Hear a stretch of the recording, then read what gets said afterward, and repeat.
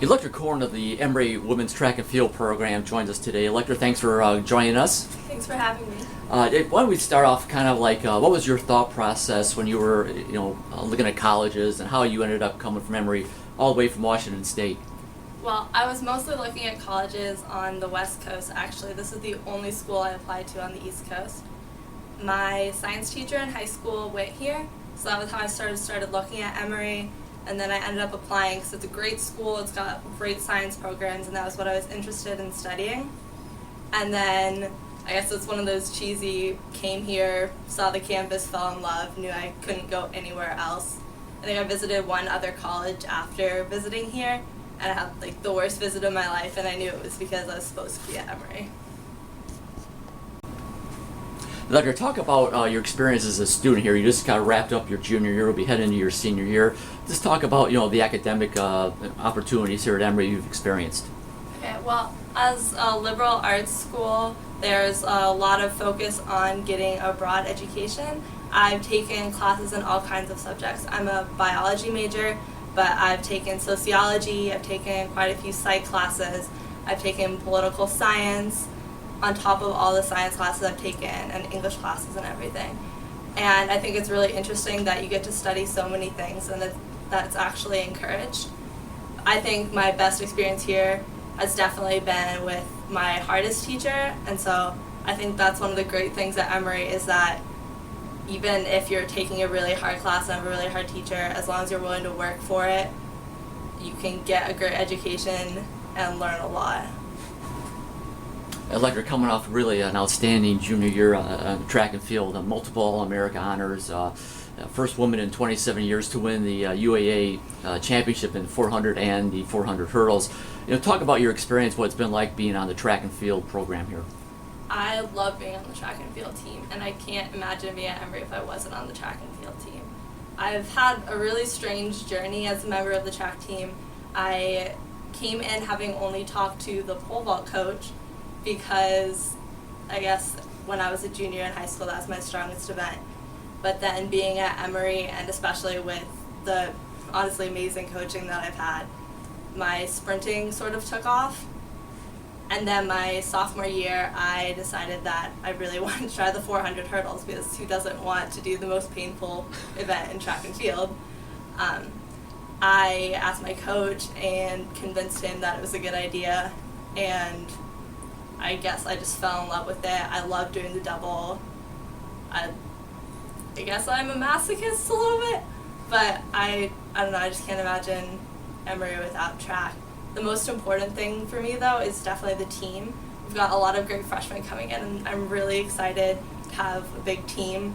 We've sort of been getting smaller over the time that I've been at Emory, and the more people we get to sport conference, the more people get to nationals, the happier I'm going to be this year.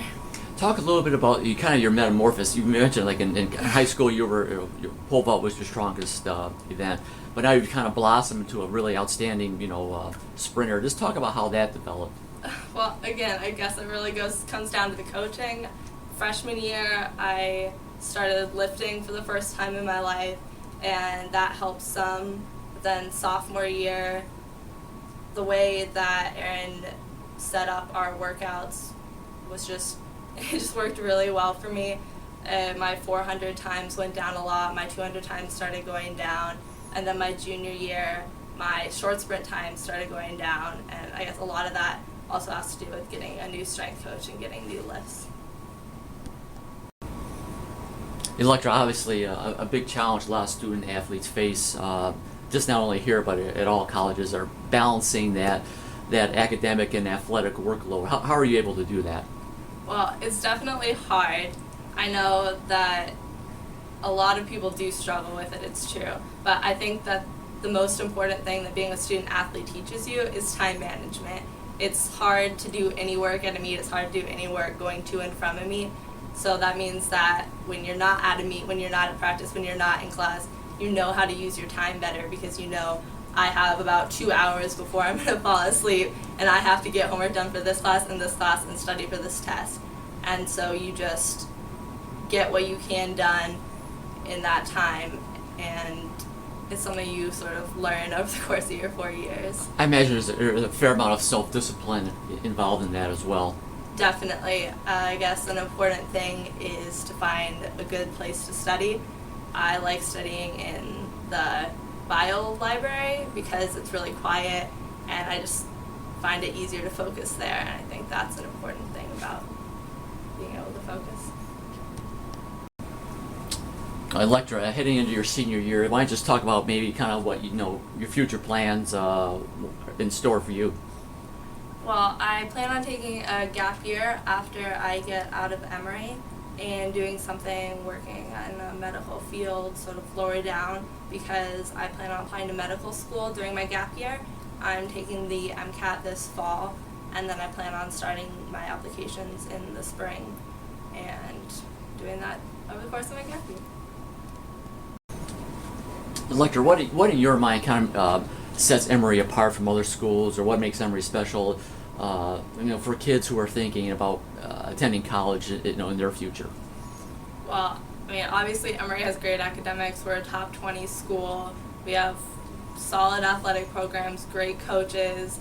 I have had really good luck with my teachers, and I don't know what it's like at other schools, obviously, because I've only ever been to Emory, but I know that if you are willing to put in effort, the teachers are willing to meet you halfway, and they're definitely willing to help you through stuff. I think it's great to have that resource. There's all kinds of resources in the surrounding community. I volunteer at Winship Cancer Institute. I know a lot of people work at the CDC and Yerkes, and there's just so many opportunities to get a great education and to expand it beyond just what you do in the classroom.